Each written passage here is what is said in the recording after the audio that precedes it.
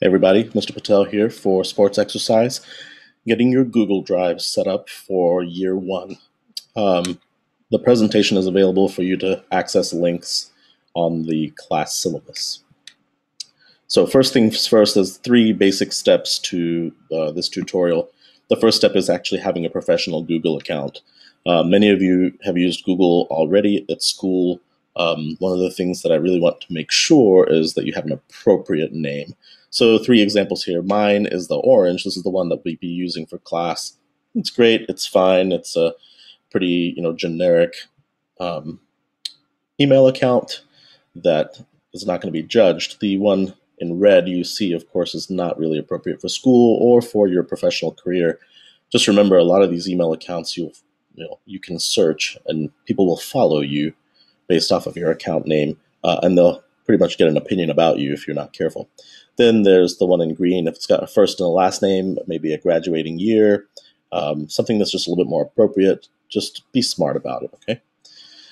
Next thing we have is step 2. I need for you to share this information with me. So you're going to go ahead and click on the link, and simply it asks you 4 questions on a Google form.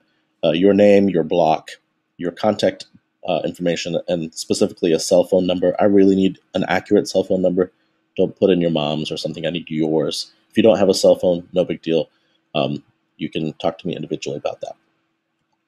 The third step is pretty simple as well.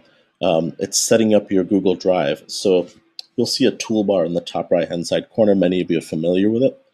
It's the little gray checker box. You can click on that to get to your Google Drive, in addition to a lot of other Google applications. You'll know that you're logged in if you can see your icon or a blue square here, blue circle. You may have your name for Google Plus. That lets you know that you have been signed in. If you don't want to do any of that, you can simply do drive.google.com. You can type it in and get to that. Or if you're using the presentation, you can simply click on the link. So what are you going to do once you get to Google Drive? You're going to actually set up your folders. Now, we are a 2-year course, and you are in the class for 2 years. During your 8th quarter, so second year, last quarter, you'll be preparing for exams. So we want 8 quarter folders where you'll be organizing all your information. So you'll find the new button, the red. If you're using an older version of Google or you haven't updated, it might say create. And then you're going to click on folder, and you're going to name your folders. You're going to call it IB Sports Exercise Health Science Quarter 1. Try and use the same nomenclature that you have here. You're going to repeat this 7 times, so you have a total of 8 folders. Now, many of you are using Google Drive for other classes. What I would recommend is create another folder for sports exercise. You can simply call it IBSEHS, and then you can click on all of those particular folders, 1 through 8, and simply drag them into your sports exercise folder. So you have all of your subfolders in one. Just a way to organize yourself.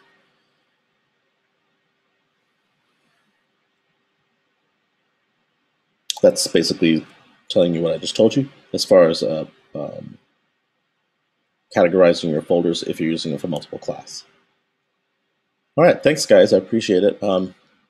Number one thing is keeping organized and making sure that you have everything you need in here, because you don't want to lose stuff over a 2-year process. This is a great way to capture pictures from the board, collaborate with other people for other notes, find all your presentations, etc. Thank you very much. Talk with you guys later on.